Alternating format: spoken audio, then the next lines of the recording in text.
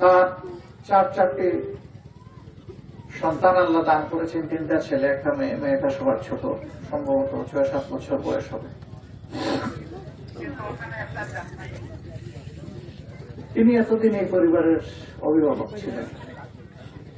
মহান রব্বে কারিমের দরবারে দোয়া করি তিনি নিজেই, আল্লাহ নিজেই যেন এই পরিবারের এখন অভিভাবক। আর আমি, তার পরিবার আমাকে কৃতজ্ঞ করেছেন। তাদের সাথে আমি 2টা কথা বলার সুযোগ পেয়েছি। আমি ওই ছোট বাচ্চাটা, যার বয়স 7 বছর, মেয়েটা, ও ইনশাল্লাহ লেখাপড়া করবে যেমন লেখাপড়া করে আমার নাতি নাতনিরা। ও বড় হবে, ওর বিয়ে হবে, এই সময়টা পর্যন্ত ইনশাল্লাহ আমি এই পরিবারের সদস্য, যদি আল্লাহ আমাকে হায়াত দেন।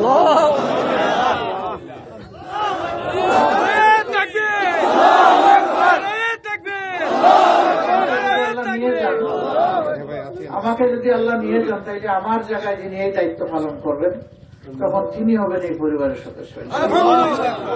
কারণ আমরা কে কোন সময় চলে যাই তার কোনো ঠিক ঠিকানা নেই। ওই সেদিনই তো 19 জুলাই তো আমার চলে যাওয়ার কথা ছিল। এইরকম বহু মানুষ বক্তৃতা দিতে দিতে পড়ে যায়, চলে যায়। এরপরে গোসল দিয়ে সাদা পোশাক পরে যাওয়া হয়, আর এরপরে বলা হয় বিসমিল্লাহি আলা মিল্লাতি রাসূল। আমার জন্য দোয়া করবেন, যে প্রত্যাশা এই পরিবারের ব্যাপারে রাখলাম।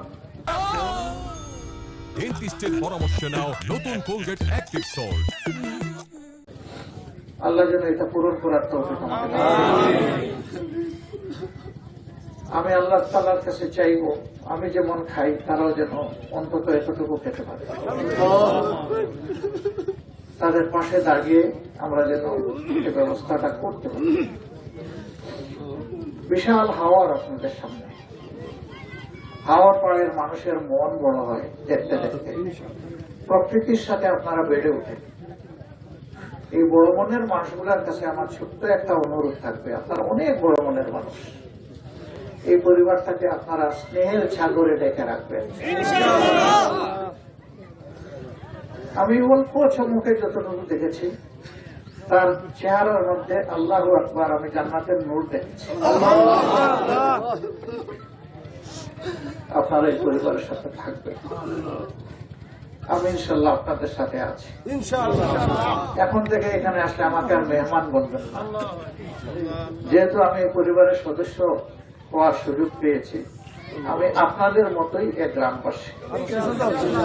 আমি কোনো বড় লোকের ঘরে জন্ম নেইনি, আমার আল্লাহর মেহেরবানি, আমি এক কৃষকের সন্তান। সুতরাং সাধারণ মানুষকে আমি অন্তরে শ্রদ্ধা আর সৎকার করি।